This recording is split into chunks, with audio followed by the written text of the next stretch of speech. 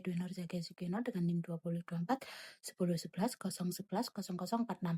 Dalam video kali ini saya akan menjelaskan tentang teori berakhirnya negara.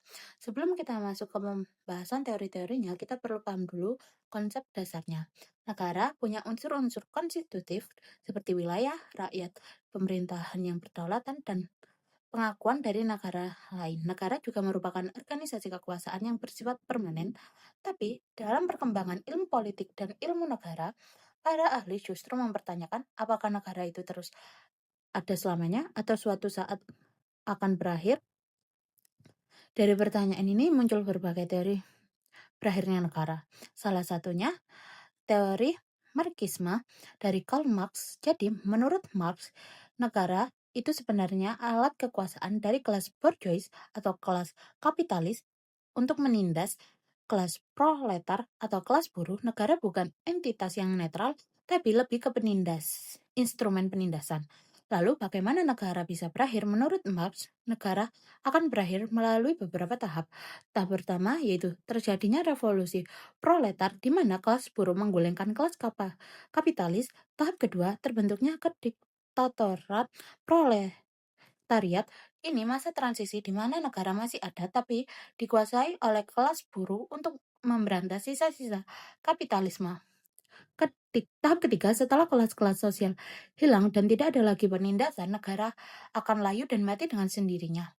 Tahap keempat, terciptanya masyarakat komunis sejati tanpa kelas, tanpa negara, semua serba kolektif dan setara.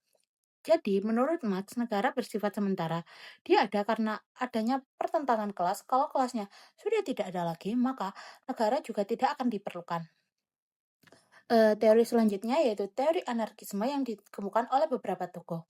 Kalau menurut Marx, negara akan berakhir secara bertahap dan revolusi. Menurut kaum anarkisme berbeda. Tahap pertama yaitu negara itu pada dasarnya alat penindasan dan pemaksaan. Negara membatasi kebebasan individu dan menciptakan hierarki kekuasaan yang tidak adil. Kedua, manusia sebenarnya bisa mengatur dirinya sendiri tanpa perlu adanya negara. Masyarakat bisa berjalan dengan sistem mutual aid atau gotong royong tanpa harus adanya pemerintahan yang sentralis.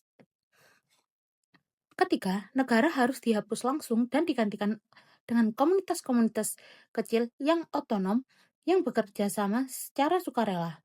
Jadi, kalau Marxisme masih mau negara dipakai dulu sebagai alat transisi, anarkisme langsung menolak total keberadaan negara. Ketiga, yaitu teori integrasi global atau kadang disebut teori globalisme. Teori ini tidak seideal teori-teori sebelumnya. Teori ini lebih realistis dan berdasarkan perkembangan zaman. Dengan adanya globalisasi, batas-batas negara makin kabur. Ekonomi sudah global, komunikasi sudah global, masalah-masalah seperti perubahan iklim, terorisme, pandemi juga bersifat global. Menurut teori ini, negara-negara akan makin kehilangan kedaulatannya secara perlahan karena pertama, organisasi internasional seperti PBB, WTO, IMF punya pengaruh besar terhadap kebijakan dalam negeri. Kedua, perusahaan multinasional yang ekonominya lebih besar dari banyak negara. Ketiga, integrasi regional seperti Uni Eropa, ASEAN yang membuat negara-negara melebur dalam satu kesatuan. Yang keempat, teknologi dan internet yang tidak bisa dikontrol sepenuhnya oleh negara. Contoh yang paling konkret, pada Uni Eropa, negara-negara Eropa menyerahkan sebagian kedaulatannya ke institusi supranasional, mata uang sama, batas terbuka, hukum yang terintegritas. Jadi menurut teori ini, negara tidak akan berakhir secara revolusioner, tapi akan bertransformasi atau melebur ke suatu struktur global yang lebih besar. Jadi kesimpulannya dalam 3 teori besar ya tentang berakhirnya negara, yang pertama, Marxisme sebagai negara akan layu setelah revolusi dan terciptanya masyarakat tanpa kelas. Kedua teori anarkisme, negara akan dihapuskan sekarang dan digantikan dengan komunitas otonom.